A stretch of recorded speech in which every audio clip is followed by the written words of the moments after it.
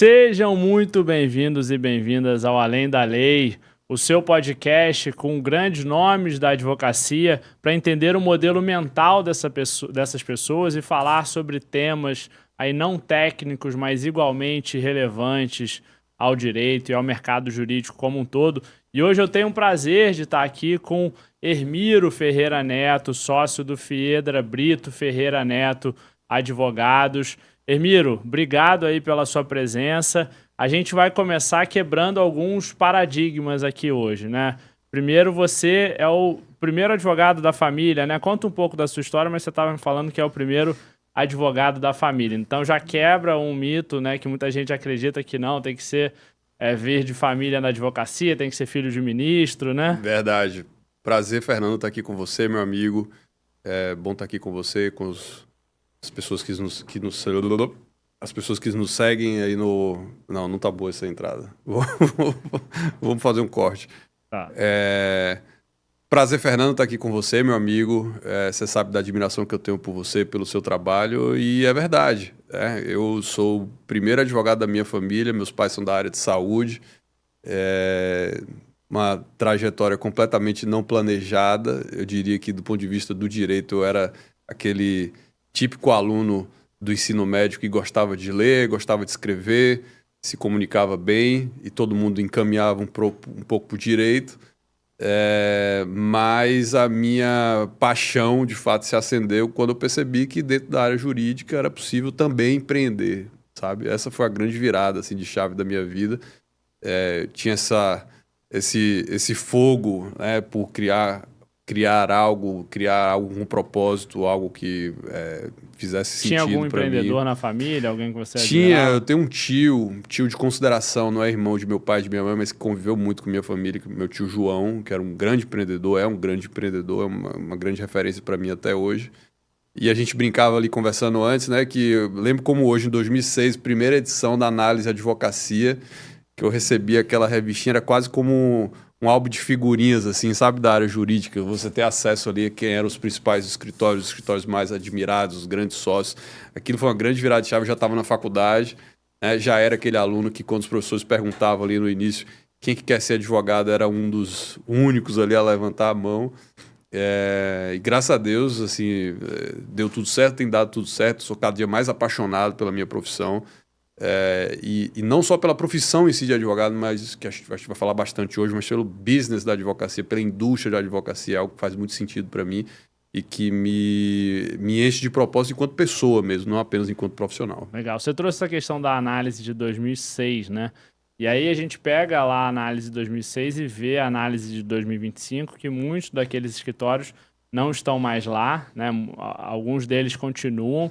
E a gente tinha uma concentração muito forte em Rio e São Paulo, né? Hoje a gente já tem um pouco mais de pulverização e a gente tem um fortalecimento de alguns centros regionais, né? A advocacia hoje está muito forte também fora do eixo Rio-São Paulo. A gente trouxe o Pedro aqui, que trouxe um pouco do contexto do Centro-Oeste, e você vai trazer um pouco do contexto do Nordeste também, que é um grande celeiro de grandes escritórios de advocacia, grandes advogados, e com o mercado também cada vez mais pujante, né? Os números não nos deixam mentir, né, Emir? Sim, sem dúvida.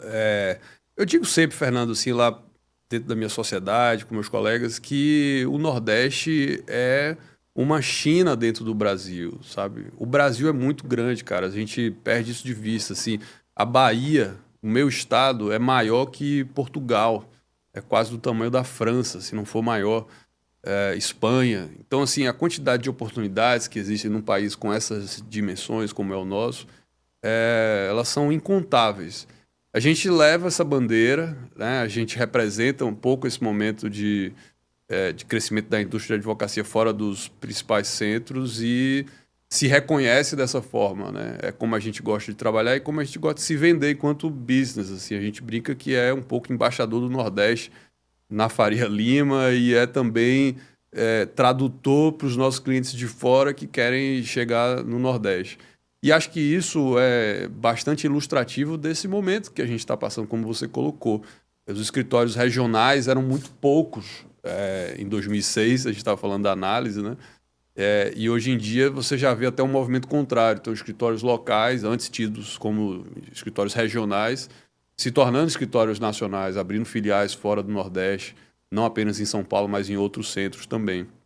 A nossa história é um pouco essa história. Nosso escritório tinha um perfil bastante local, quando me tornei sócio, há mais ou menos 15 anos atrás. E a gente cada vez mais tem se reconhecido dessa forma e tem aberto o nosso leque de oportunidades e nossa equipe para trabalhar junto com esses clientes que têm interesse no Nordeste. Falando do Nordeste especificamente, o que se percebe também é um aumento da sofisticação dos negócios do Nordeste, né? Então, essa visão, algo, eu não diria preconceituosa, mas uma visão que não é completamente correta sobre o Nordeste como uma região de empresas familiares ou de empresas de dono apenas, ou de empresas sem governança, é uma visão equivocada hoje em dia. A gente já vê empresas quase centenárias. Muito investimento estrangeiro. Muito investimento estrangeiro. Na Bahia e no resto do Nordeste, de modo geral, muito investimento chinês, investimento asiático, grandes grupos da Europa, grandes grupos dos Estados Unidos chegando no Nordeste, setores imobiliário, turístico, infraestrutura.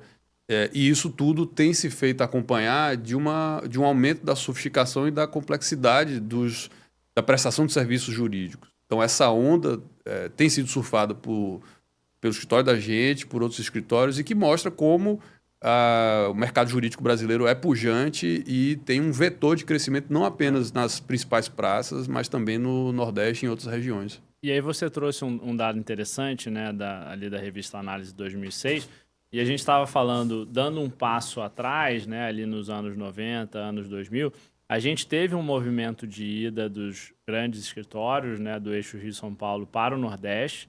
Esse movimento ele acabou não dando muito certo, né? Depois queria entender o que você acha que foram os motivos para isso e o que veio, né, a partir de oportunidade com essa lacuna.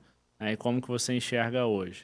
Olha, eu não posso dizer que fui testemunha viva desse movimento. Então, assim, me lembro na faculdade, me lembro de conversar com colegas mais velhos, mais experientes sobre esse movimento. Então, grandes escritórios como o Tosini, como o Siqueira Castro, como o Demarest, como o Machado Meia, chegaram a abrir filiais não apenas em Salvador, mas em outras capitais do Nordeste. E essa experiência não durou muito tempo. E aí, posso dizer, conversando com ex-sócios dessas estruturas nesse período, havia um gap, talvez, do ponto de vista de custo. Então, a composição de custos no Nordeste, o CAC, né, o custo de aquisição de clientes no Nordeste, era diferente do que acontecia em São Paulo, no Rio e em outras praças. E a experiência de trazer sócios de fora, grandes rainmakers de fora, que buscavam prospectar negócios no Nordeste, também não era uma experiência boa, porque a gente pode aprofundar um pouco mais disso, mas há um modo nordestino de se fazer negócio, que exige mais proximidade com o cliente, que exige uma compreensão não apenas profunda em termos de especialização dentro de uma determinada matéria, mas a compreensão do negócio, uma visão um pouco mais generalista. E na minha visão, essa experiência acabou não dando certo para essas grandes estruturas. Isso abriu uma lacuna, você acha o lado positivo, porque muitos grandes escritórios, não só em tamanho, mas em influência, em autoridade, hoje são escritórios oriundos dessas estruturas anteriores que vieram para a nossa região. Isso serviu de aprendizado também. Eu vejo que muitos sócios mais novos hoje, grandes advogados lá da região do Nordeste, aprenderam com essa experiência, montaram estruturas à semelhança dessas grandes big law, do ponto de vista de governança, do ponto de vista de estruturas de remuneração, criação de comitês e tudo mais. E isso se refletiu na melhoria da qualidade da prestação de serviços jurídicos, da possibilidade dos nossos escritórios atenderem não apenas empresas locais, mas grandes multinacionais, empresas que têm um padrão de serviço mais próximo do que já acontecia antes em São Paulo e no Rio de Janeiro. Perfeito. Então, esse movimento deixou um legado, ele deixou um bom aprendizado para o mercado como um todo, Sem amadureceu dúvida. o mercado como um todo. E aí você estava falando de modelo de negócio, né? Modelo de remuneração, compensation, e o modelo de negócio como um todo. Quando a gente olha para o Nordeste, a gente vê escritórios com foco mais especializado, né? Ou com foco mais abrangente, né? A gente estava conversando um pouco sobre esses modelos. É óbvio que existem os dois modelos, mas no que você acredita, o que você acha que combina mais para o mercado regional que você atua e por quê? Olha só, em primeiro lugar, essa é uma visão muito particular, né? Não há um juízo de valor. Eu não quero dizer que a minha visão seja a única visão correta, mas eu tenho uma premissa, né, nessa análise, que o escritório precisa de eficiência. Às vezes, um superfaturamento decorrente de um tipo de atividade que tem um retorno muito pequeno não significa que o escritório maior, né, em dimensões, em número de sócios, em número de advogados, tenha uma eficiência maior do que escritórios de menor porte. Isso é muito significativo para nós do Nordeste, porque quando se pega a lista dos maiores escritórios da nossa região, a grande maior parte deles são escritórios com grandes contenciosos de massa, que atendem grandes empresas com grandes contenciosos. E que no final do dia, na minha visão, não entregam para os sócios um retorno adequado e nem entrega para os clientes o melhor serviço possível. Então, dentro da indústria da advocacia, existem muitos modelos de negócio diferentes. Eu não acredito nesse modelo de negócio hiperindustrializado, o que não significa que não seja bom. Mas é um modelo diferente do meu, diferente do nosso. É um jogo diferente. É um jogo diferente. De eficiência, de tecnologia. É um jogo diferente, sem dúvida. Eu acho assim que os escritórios que conseguem atender grandes empresas e empresas do middle market com proximidade, com relacionamento, com uma qualificação na prestação de serviço que exige mais dedicação de horas, mais qualificação, é um negócio que faz mais sentido para mim. E assim a gente tem levado o nosso escritório, né? Nós somos hoje 5 sócios, com cerca de 25 advogados. É uma estrutura que tem ainda, né, tem demanda para crescimento, tem expectativa de crescimento, mas que a gente consegue controlar ali uma relação custo-retorno que faz muito sentido para a gente. E aí, claro, estruturas menores podem ter maior retorno, podem, mas aí você tem menos braço, você começa a entrar numa situação de ter menos horas para dedicar, né? A gente estava falando ali mais cedo. Eu acredito muito numa máxima que o escritório de advocacia não tem estoque. A gente não tem...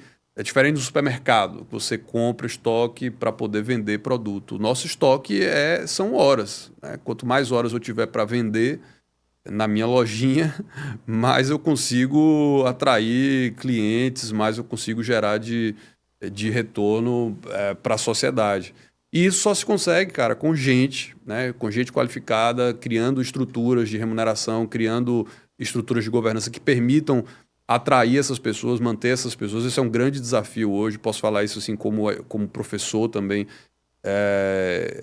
Como eu vejo nos nossos alunos outras alavancas e outras demandas que não necessariamente remuneração, mas a necessidade de estar em uma comunidade, em uma sociedade de advogados, em um escritório, em um trabalho que faça sentido para eles, que consiga captar muito mais do que uma necessidade financeira, mas também uma noção de pertencimento, sabe, Fernando? Sim. E eu acho que quem não se atentar para isso vai perder muitas chances e muitas oportunidades de atrair gente boa, que no final do dia é o principal motor, o principal vetor de crescimento de uma sociedade de advogados.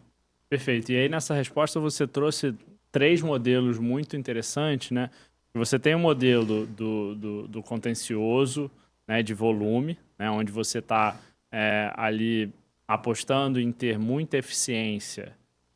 Apesar de uma margem baixa, você vai ter muita eficiência e com esse volume você vai conseguir ter um retorno, né, na quantidade. Você tem um outro modelo que está mais ligado ao contencioso estratégico, em algumas áreas específicas, onde você aposta nessa especialização para ter uma margem maior, ainda que você consiga pegar menos casos.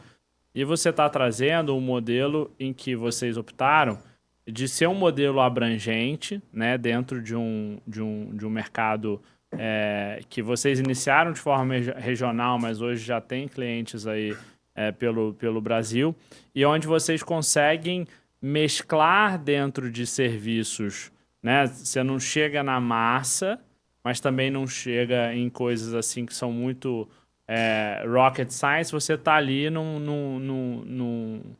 meio do caminho, né? Que é interessante, que é onde tem um volume de demandas interessantes e que é o volume de demandas que o seu perfil de cliente tem, né? A Sim. empresa que, por vezes, é uma empresa familiar ou ainda que não seja, que precisa de uma pessoa que o ajude de forma mais 360, ao invés de ser ali algo extremamente rocket science, que ele vai precisar de vários especialistas. Sim, perfeito. É como a gente se vê, de fato. A gente não.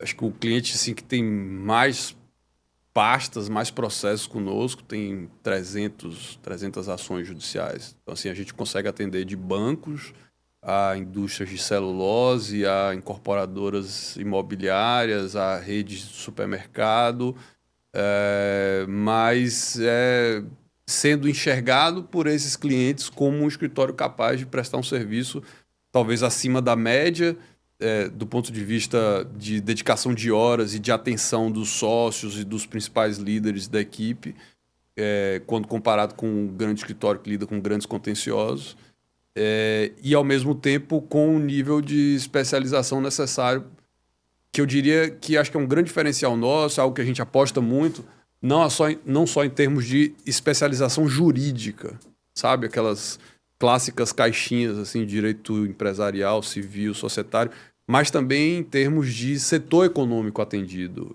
Esse viés eu tenho visto assim, nos últimos 10 anos crescer muito.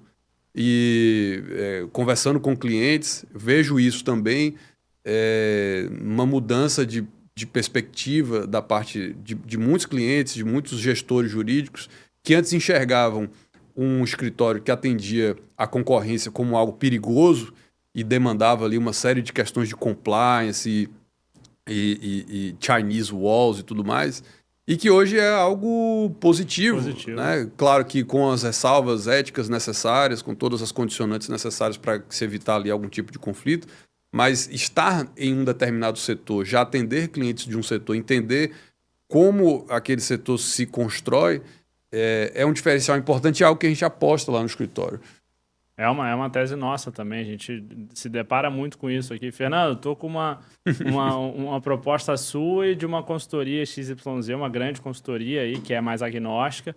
Cara, eu vou seguir com vocês porque eu acho valioso que vocês tenham essa visão do mercado jurídico. Claro. Existem peculiaridades e eu sei que vai ser um serviço mais aprofundado por considerar essas peculiaridades. É uma aposta que é uma tese que eu acho muito, muito interessante. Claro, e faz todo sentido, Fernando. Assim, vou te dar um exemplo. Vou pegar assim, o setor de incorporação imobiliária, né, que a gente gosta, a gente faz bastante. Eu trabalho pessoalmente bastante com incorporadoras. O conhecimento hoje é completamente transversal, então não dá para você ir para uma reunião para tratar de um grande projeto imobiliário sem entender societário, sem entender o tributário, sem entender o fundiário imobiliário mais raiz. E claro, não dá para ser tudo, não dá para entender de tudo, mas ter essa visão um pouco mais generalista do ponto de vista jurídico, mais especializada do ponto de vista econômico, cara, você vai um diferencial absurdo, porque você consegue sentar na mesa com um engenheiro de obra e entender o que ele está falando. Se você estiver falando do setor financeiro, você vai sentar na mesa com um gestor de um fundo de investimento que está comprando um ativo estressado e vai entender o que é que ele está falando. Claro que se em alguma medida esse projeto exigir um conhecimento mais profundo sobre determinado aspecto, você vai chamar alguém da equipe, vai chamar um sócio responsável para poder tocar aquilo e dar um viés, dar uma visão dele para aquilo. Essa visão transversal eu acho que é uma visão cada vez mais importante, sem dúvida. Perfeito. Então a gente está chegando em alguns insights bem interessantes aqui, né? Você trouxe a importância de ser mais abrangente dentro do mercado que você atua e, ao mesmo tempo, a importância de também atuar para diversos segmentos diferentes. E aí você mencionou na nossa conversa que o escritório anteriormente era muito focado, o seu escritório era muito focado no varejo, né? E que você passou a construir a sua autoridade em torno de outros setores, né? Muito de imobiliário e serviços financeiros. Então, isso é algo que a gente traz muito também, né, da divisão de sócios, de dividir para multiplicar. E, olha, a gente quer ter essas empresas como cliente. Essas são empresas fortes no nosso setor. Então, precisa ter os sócios que vão falar essa língua. Ok, já somos fortes no varejo. Agora vamos também para imobiliário, serviço financeiro. Como é que foi essa estratégia, essa construção de autoridade, né, para vocês hoje terem aí como cliente grandes players, tanto do setor imobiliário quanto do setor financeiro? Olha, assim, eu acho que primeiro de tudo é olhar para fora, olhar para a janela, sabe? A gente não está desconectado do mundo lá fora. A gente, enquanto escritório de advocacia, sociedade de advogados, não podem simplesmente olhar para dentro, fazer planejamento sem considerar o que está acontecendo fora de casa, sabe? No nosso caso, a gente viu, ao longo dos últimos anos, um crescimento absurdo do setor de construção civil, do setor imobiliário, acompanhado por um movimento de financiarização da região Nordeste. Então, fundos, bancos começaram a olhar para a região, certamente em razão do potencial de crescimento e entrar em projetos, realizar operações. E a gente percebeu que havia uma oportunidade passando ali, sabe? Um cavalo selado passando ali. Eu já era um professor de direito imobiliário, né, no momento desse movimento. Imobiliário naquela época não tinha charme nenhum. É curioso assim como se tornou um trend topic assim na área jurídica. Todos os cursos de imobiliário, todos os institutos de imobiliário, o Ibradim, do qual eu faço parte, virou assim um movimento enorme, uma comunidade enorme, muito em razão de como o setor imobiliário virou charmoso. E a gente passou a olhar para esse movimento como negócio, né? De entender que a gente podia entregar um diferencial. Então, dentro dessa lógica que eu te falei de uma visão transversal, o imobiliário antes era o advogado da área imobiliária, 10 anos atrás, era o sujeito que entendia de cartório, sabe? Ele vai resolver ali problema de cartório, esse era o advogado imobiliário. Isso assim, mudou muito nos últimos anos. E eu vejo, assim, conversando com os clientes, que o nosso approach no escritório, essa visão transversal de entender de imobiliário, mas entender de uma operação imobiliária também como uma operação societária, construção de SPEs, né, de sociedades de investimento, de criação de governança para atração de fundos de investimento para um determinado projeto imobiliário, tudo isso levou a que nós fôssemos vistos como um escritório capaz de prestar serviços dentro desse contexto um pouco mais amplo. Então, sim, assim, foi algo planejado, mas não foi algo planejado do zero. E acho que há aí uma lição importante, assim, de entender os movimentos de mercado, locais, inclusive, e enxergá-los como oportunidades. Isso nunca pode estar desconectado da nossa essência, sabe? Eu não poderia ser um advogado criminalista, por exemplo, porque não entendo, não gosto, não está na minha essência, ainda que isso fosse um grande movimento. Mas, na medida em que há essa conexão entre o que está acontecendo lá fora e o que você pode oferecer, eu acho que esse match é muito importante, muito importante. A gente está chegando aí a mais de 10 episódios do Além da Lei, a gente vai conseguindo enxergar algumas correlações, né, entre os discursos, né, e alguns insights importantes. Você trouxe essa questão de analisar as macro tendências, né? O José Mauro do Pinheiro Neto trouxe a questão da capa da Economist, que era o Cristo Redentor decolando. Como esquecer, né? Que aí ele também definiu a estratégia dele ali.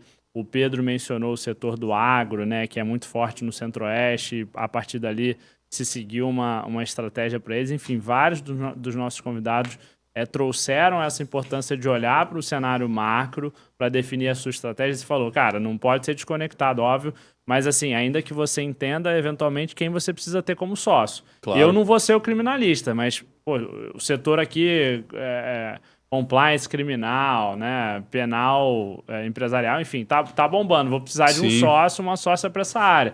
De definir a sua estratégia com base nisso, né? Entender, olha, mercado de M&A esse ano não tá tão bom, RJ vai ser vai ser melhor. Então a gente está arrediado nas duas pontas, né? Poxa, reforma tributária é um dos principais serviços que a gente traz aqui, é de CMS, por exemplo. Vai acabar com a reforma, como é que eu me reposiciono? Então, isso traz uma lição muito valiosa de pensar a estratégia. Óbvio que é muito difícil hoje pensar estratégia para 10 anos, a gente sempre fala ali 3, 5 anos, mas olhando esse cenário macro, né? Uma coisa que vocês fizeram e colheram os Muito resultados importante, disso. cara. E, assim, e acho que essa é uma lição para os nossos colegas mais jovens que nos assistem, que nos ouvem. É muito importante enxergar além da bolha, sabe? Ter uma visão de que o business da advocacia é uma lojinha, cara. Você precisa abrir a lojinha todo dia e ter o que vender, ter o que oferecer. Se você não é da área penal, você não tem como oferecer penal. Se você não é da área tributária, você não tem como oferecer área tributária. Você tem que ter o que vender. E se o que você tem não é o que o mercado quer, você tem que chamar alguém para vender com você, sabe? E isso é muito claro assim na minha cabeça e a gente precisa falar sem pejo nenhum, assim, sabe? Que a indústria da advocacia exige, além de uma formação técnica, e acho que eu posso falar isso assim com propriedade porque ter uma vivência acadêmica, fiz mestrado, fiz doutorado, e isso é fundamental para o advogado que eu sou hoje, para o líder que eu pretendo ser. Mas sem uma visão acompanhada também da indústria da advocacia, hoje em dia, no contexto brasileiro, com a quantidade de sociedades, de escritórios, de advogados, é muito difícil você conseguir achar a sua veia ali, sabe? E você falou da questão da formação acadêmica, que também a veia acadêmica é algo muito importante para os Rainmakers, né? A gente viu isso em várias outras entrevistas aqui. Mas foi legal que na nossa conversa você trouxe que existem os prós e os contras disso, né? Que nem sempre isso dá certo, né? E você que teve essa vivência aí de mestrado, doutorado na USP, né? Isso. E viveu isso em São Paulo e na USP, né? Que talvez seja a principal universidade hoje no Brasil, no direito, né? Conta um pouco do que você enxerga que podem ser aí alguns pontos eventualmente negativos, né? E o que para você foi positivo dessa escolha? Assim, a minha condição de professor, ela é um pouco aleatória, assim, eu me torno professor e crio esse sonho de ser professor já no final da faculdade, então eu não tinha nenhum interesse acadêmico, a não ser o interesse de estudar muito, ser um aluno dedicado, mas nunca me vi como professor. Já mais pro final da faculdade eu fui monitor de uma disciplina na faculdade e ao sair, já na formatura, surgiu um concurso para professor substituto, que é um professor temporário da Universidade Federal. Minha melhor amiga disse, olha, você precisa fazer, é sua cara, vá lá. Fiz, passei e me tornei professor, meio que assim, da noite para o dia. Desde então, claro, passei a investir, sou um apaixonado também pela sala de aula, pela condição de professor. E o que eu vi de lá para cá é um movimento curioso assim, de advogados de buscar na profissão de professor uma autoridade que eventualmente ele não tem, esse profissional não tem. Isso é muito perigoso. Eu acho muito perigoso, porque você precisa entregar a verdade, você precisa ser um professor de verdade, você não pode estar ali com o interesse de mostrar algo, sabe? Muitas vezes tem aquilo, né? Olha, eu tô com é igual assessoria de imprensa, né? Fernando, eu tô com a pauta aqui para falar de Bitcoin. Você topa? Cara, não posso falar de Bitcoin. E às vezes surge isso nas universidades. Sim. Hermira, eu tô aqui para falar, tem cadeira de direito trabalhista, né? Você quer? Muitas vezes um problema rola isso, é um problema e como você falou, assim, eu já vi acontecer o contrário, assim, sabe? Não, eu vou dar aula porque vai ser uma plataforma ali para eu ter uma visibilidade. E o professor sem compromisso, o professor que não entrega a verdade dele ali, que não se envolve com aquela função, ele vai ser visto como um péssimo professor e um péssimo profissional também. Então, muita gente não faz esse cálculo, sabe? Claro, a gente não pode deixar de dizer, né, qual é o ambiente acadêmico jurídico brasileiro, a quantidade enorme de faculdades e de cursos, e todo mundo, né, enfim, tem algum conhecido professor. Mas essa visão que busca, na condição de professor, apenas essa autoridade, ela não dá certo. Ela costuma dar errado. O Chico Musnick falou isso aqui na nossa conversa, né? Que é muito difícil você ensinar na teoria que você não faz na prática, né? Sem dúvida. Então... E, por outro lado, assim, eu tive grandes professores que são grandes advogados. E justamente por isso o interesse dos alunos neles também, sabe? Porque quando você consegue aliar o que se ensina em sala de aula com a experiência prática de casos, de operações, isso é muito, muito rico para o aluno, muito rico para o professor. Enfim, cria-se isso que eu diria que é um efeito secundário da condição de ser um bom professor, que é você ser visto também como um bom advogado, como uma autoridade ali na condição de advogado. Mas é preciso ter cuidado, repito, o efeito reverso é muito perigoso. Boa. Uma vez eu ouvi o Roberto Quiroga falando que eu sou um professor, eu sou um advogado que dá aula e não um professor que advoga. Eu ouvi isso muito cedo também e foi muito significativo. Eu não sabia que tinha sido do Quiroga. Ouvi de um outro colega professor e que faz muito sentido. É preciso ter essa escolha, sabe? É preciso saber a que se dedicar, ainda que com um pé em cada canoa, mas você precisa ter, sem dúvida, uma visão de prioridade assim, entre essas duas carreiras. A minha prioridade também, assim, eu me vejo como um professor que dá aula. Não me vejo como um professor advogado que dá aula. Um advogado que dá aula e não como um professor que advoga. Perfeito. E aí, Hermiro, a gente volta para a nossa conversa de alinhamento, onde a gente trouxe uma questão muito interessante que a gente rotulou como um tabu que precisa ser quebrado, que é o modelo de remuneração, né? A forma de divisão de pizza. Aí você estava comentando, né, que você é presidente lá da comissão de sociedade de advogados lá na OAB, na Bahia, né? E aí eu trouxe um pouco do quanto esse assunto é importante lá para a turma, mas que não é debatido, né? Essa é uma daquelas coisas assim meio ancestrais, sabe? É engraçado, porque passa de meio que como um segredo, né? Você deve ver muito isso como consultor, assim, um fala no ouvido do outro e a coisa vai se espalhando. E eu acho que a gente precisa discutir isso nas faculdades e a gente precisa, a gente, assim, acho que você exerce uma função importante de divulgação, né, desse assunto. E a gente precisa escrever, acho que você faz um trabalho incrível, né, quando trata disso no seu LinkedIn, no seu Instagram, nas suas palestras, porque é de fato um tabu. E é um elemento central da sobrevivência do negócio advocacia. Eu vou repetir, eu tenho uma visão de que só se constrói o nosso negócio com gente. É o nosso produto, é onde a gente investe, é a nossa principal matéria-prima. E você só consegue atrair gente qualificada e manter essas pessoas qualificadas no seu time. Claro que existem outras alavancas, a gente estava falando aqui de pertencimento, esse senso de comunidade, mas a alavanca financeira é uma alavanca muito importante. E a construção disso não é fácil, é muito complexo, eu posso dizer assim, porque tenho muito interesse nisso, em leituras. E quando você lê lá o Dave Mester, quando você lê o Bruno Strunz aqui no Brasil, que trata do assunto, quando você lê o Greg Alexander, que fala lá do The Boutique, né, que é um super livro que trata também sobre esse aspecto, você vê o quanto isso é estudado e trabalhado no exterior e no Brasil ainda fala-se pouco. Assim, existem poucas construções teóricas sobre o tema. O que você estava falando aí, na condição de presidente da Comissão de Sociedade de Advogados, eu fui convidado para fazer parte de uma mentoria lá para advogados mais jovens. Cara, é incrível. Assim, você fala de sociedade de advogado, acordo de sócios, você fala desse business, dessa indústria de advocacia, mas no final todo mundo quer saber, mas professor, como é que divide o dinheiro? Eu tenho uma sociedade com eu e mais duas pessoas, como é que eu divido o dinheiro? É capital, é tempo, é dedicação, horas, o Eat What You Kill. E as pessoas já têm uma noção inicial sobre esses temas, né, sobre o lockstep e tudo mais. Mas, assim, vai afunilando, e na hora de colocar no papel há muita dúvida. Eu acho que esse é um tema que precisa ser debatido, as pessoas precisam compartilhar mais experiências para que... E aí, assim, a gente falou inicialmente, né?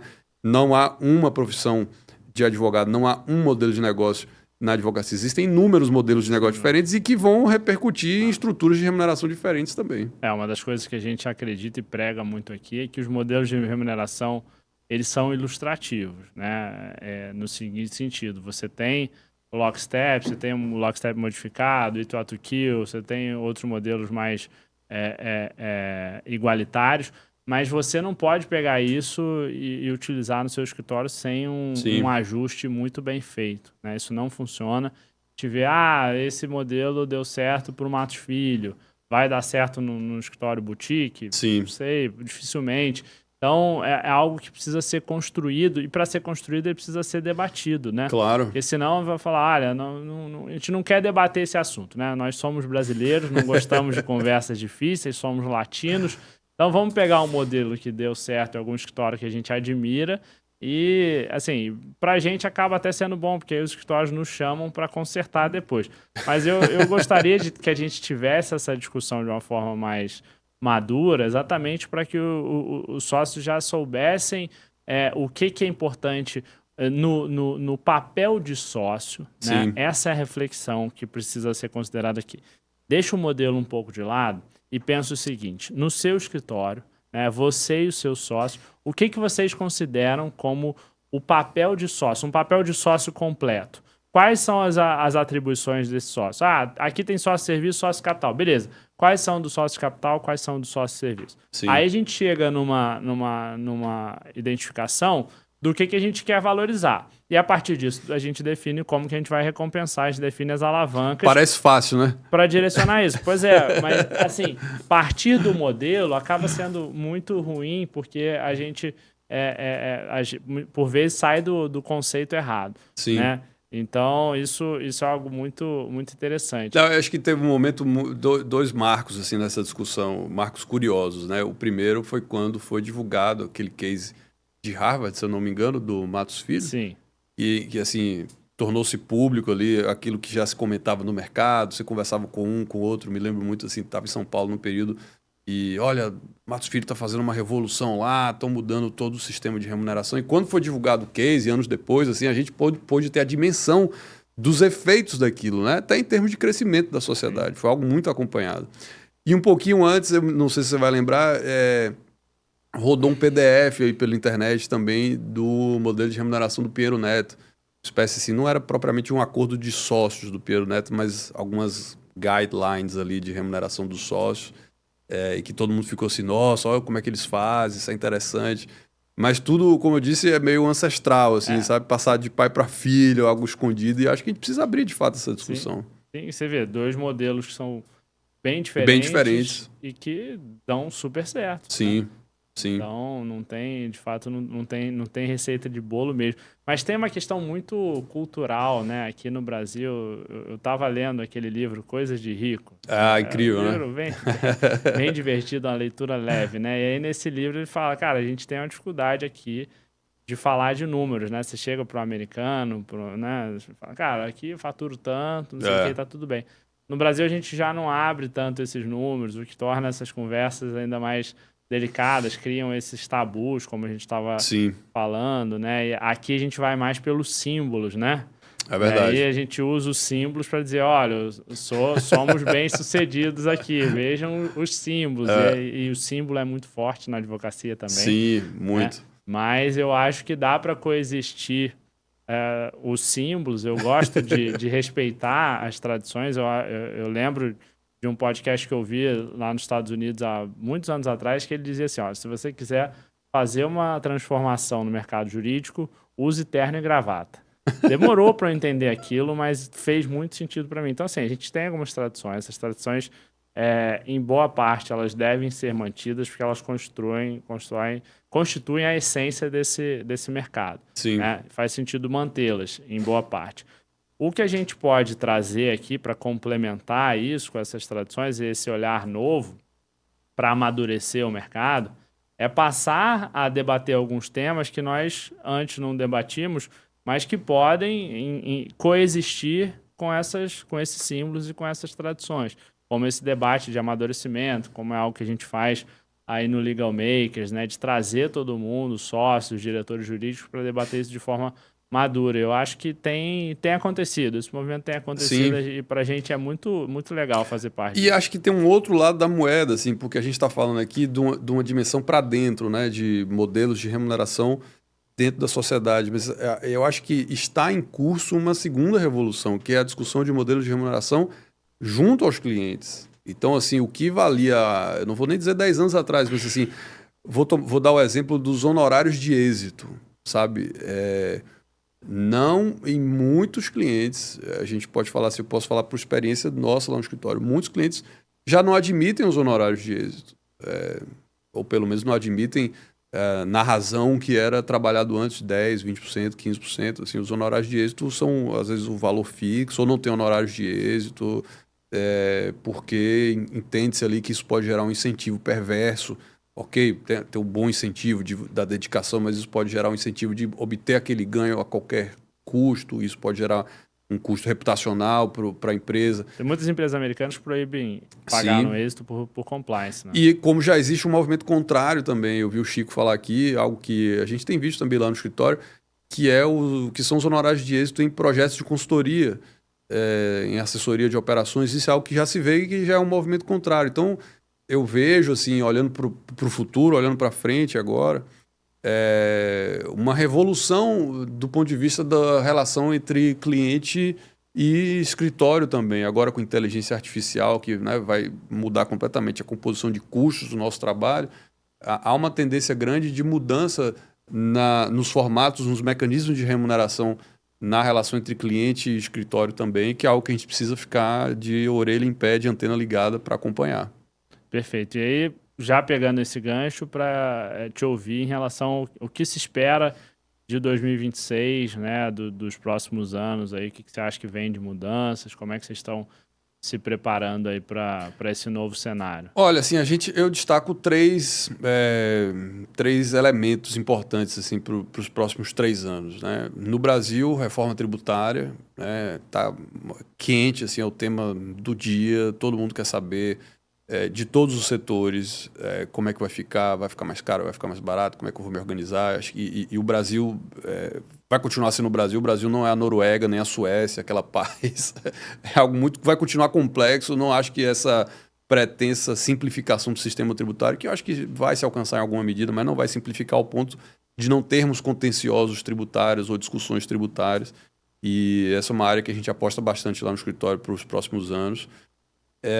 Eu acho que a gente vai entrar num movimento de uso inteligente da inteligência artificial. Muitos escritórios não conseguiram entender ainda a diferença entre o uso e o uso inteligente. Eu falava com minhas sócias hoje no grupo de WhatsApp da gente, conversando no aeroporto com um assessor de um desembargador, e é um retorno que amigos meus juízes também me dão, como eles já conseguem identificar maus escritórios ou bons escritórios, maus advogados e bons advogados, do ponto de vista do uso da inteligência artificial. Faz diferença, Fernando, e é importante que isso seja dito para os nossos colegas que nos assistem e nos ouvem, ainda faz diferença a cabeça humana na advocacia, na forma de escrever com alma, com cor, na forma de destacar, de construir uma estratégia. Escrever nunca vai ser um movimento robotizado, sabe? Que você possa substituir completamente a inteligência humana. E essa é uma diferença importante, por incrível que pareça. Com certeza. O nosso cérebro, ele é muito bom em algumas coisas que a máquina não é e vice-versa, né? Uma delas é a gente conseguir identificar alguns padrões que a gente não consegue explicar. Mas assim, se você pega um texto que foi escrito por IA, por ChatGPT, você fica com aquela...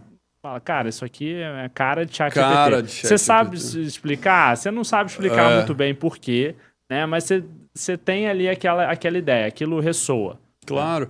E aqui acho que a gente pode se valer do que o Yuval Harari fala, né, nos seus livros, todos os livros e em palestras, da capacidade humana de contar histórias. Assim, quando você atua num caso de contencioso, você está contando uma história, escolhendo elementos daquela realidade para contar uma história. Nenhum chat GPT vai conseguir contar uma história melhor que a tua, sabe? Porque o seu cliente tem razão. Olha, essa é a história. Ele casou, ele separou, ele fez um negócio, o negócio deu errado, ele é culpado, ele não é. O mesmo ocorre num contrato. Assim, quando você discute uma grande operação, um grande projeto imobiliário, há uma história para contar por trás daquele instrumento, sabe? Por que as partes fizeram o negócio, quais foram as motivações, por que certas condições resolutivas ou multas ou cláusulas penais foram aplicadas. Essa visão, que do ponto de vista operacional você pode até replicar com o uso de uma inteligência artificial, ela não vai ser substituída. E eu tenho conversado bastante lá no escritório, conversado com outros colegas, sobre a necessidade de um uso adequado da inteligência artificial. Essa é uma tendência que eu acho que em algum momento as pessoas vão começar a entender que a inteligência artificial deve ser um Google, talvez, assim, sabe? Um auxiliar, um copiloto, mas não um substituto ao ponto... pode até ser um substituto, mas o resultado vai ser ruim, ou não vai ser tão bom quanto se aquele uso for um uso inteligente e adequado. Então, essa é uma segunda tendência importante que a gente tem apostado lá no escritório. A terceira tendência, o terceiro elemento é o movimento de financiarização da economia de modo geral, sabe? Eu acho que o Brasil ainda tem muito espaço para crescimento da indústria de fundos de investimento, indústria de crédito. A gente vive um momento aí de explosão ainda de fintechs, apesar dessas polêmicas envolvendo a regulação de fintechs junto ao Banco Central. Mas acho que ainda há um espaço muito grande para quebra de possíveis monopólios e uma concentração grande do setor. E isso vai repercutir muito lá na nossa região, né? A gente carrega a bandeira do Nordeste onde a gente vai e entende que o Nordeste é uma região de muitas oportunidades ainda. Falando do mercado imobiliário que a gente conhece muito bem, a maior parte dos nossos clientes incorporadores ainda tem uma visão distorcida ou algo restritiva sobre captação de crédito, de bater na porta ali do banco de varejo, do bancão. E há um movimento de fundos de investimento para o Nordeste, há uma demanda das incorporadoras por crédito. A Selic, da forma como está, ela já não consegue fornecer o crédito necessário para o crescimento, para a expansão da nossa indústria, do nosso mercado imobiliário. E isso, cara, a gente começou falando de tendências, isso vai, assim, sabe, é como 2 mais 2 são 4. Eu não consigo ver outro resultado a não ser a necessidade das empresas se profissionalizarem, terem uma governança, terem escritórios de advocacia que consigam traduzir o que se espera de operações desse tipo e de negócios desse tipo com a indústria financeira para poder captar essas oportunidades. Então, eu diria assim, o Brasil é complexo, né? Até o passado é difícil de adivinhar no Brasil, até o passado é incerto. Mas, assim, num cenário de 3 anos, que é um cenário, eu acho que bem razoável, é algo que são elementos e são tendências que a gente acredita aí para os próximos anos. Boa. Reforma tributária, IA e a financiarização. Financiarização da economia, de modo geral. Muito bom. Hermiro, a gente vai chegando aqui para a reta final, para as nossas perguntas papum, né? A primeira delas, pelo visto, vai ser fácil para você. Captação de clientes, é dom ou obrigação? Cara, é obrigação. É obrigação, não tem como ser diferente. Alguns têm mais dom que os outros, mas quem não se enxerga como um ativador de clientes, de prospects, não tem futuro na nossa indústria. Simples assim. É difícil, às vezes, falar, porque a gente pode ter colegas ali que não assistem. Poxa, mas como é que eu vou fazer? Você ter um teto. Vai ter um teto, vai ser um operador, vai ser, sabe? Mas não vai conseguir superar mais que isso. Isso exige método, suor, sola de sapato, vontade de servir, sabe, Fernando? Eu vejo muito isso, falo muito com os advogados mais jovens. Nós somos servidores, nós somos garçons, nós não somos diferentes desses prestadores de serviço. A gente precisa sentar, servir, agradecer, prestar um bom serviço a um bom preço e não tem outra alternativa. Então, assim, quem não gosta de servir, quem não gosta de gente, quem não gosta de se relacionar, vai ter que procurar outra coisa para fazer. Porque quem não tem eu não vou nem chamar de talento, mas quem não tem esse interesse vai ter dificuldade de se ver, né, como uma liderança na profissão. Eu acho que essa tua pergunta assim, abre a oportunidade de a gente falar isso de forma bem clara. Então, assim, não é dom, não é talento puro, é método, trabalho, suor, vontade de servir. Eu acho que isso é muito importante. Perfeito. E crescer até certo ponto ou o céu é o limite? Olha, o céu é o limite dentro do teu modelo de negócio, sabe? Eu acho que essa decisão, e ainda que na frente seja possível mudar, mas a tomada de decisão, qual é o meu modelo de negócio, o que é que eu sei fazer bem, qual é o meu restaurante, sabe? É o Michelin, é o restaurante Aquilo, é o restaurante do bairro. É importante ter essa visão, essa tomada de decisão, e dentro dessa tomada de decisão o céu é o limite, sem dúvida. Boa analogia. Maravilha. Hermiro, alguma mensagem final que você queira deixar aí? Meu amigo, eu só queria agradecer pela oportunidade. Você sabe como eu sou seu admirador, né? A gente trabalhou junto lá no escritório. A gente é muito grato pelo trabalho que a gente fez com você. E sou ouvinte, assisto lá na academia, né, o podcast. Vi aqui 3, 4 episódios e estar aqui para mim é um grande prazer. Muito obrigado mais uma vez. Obrigado, eu que agradeço.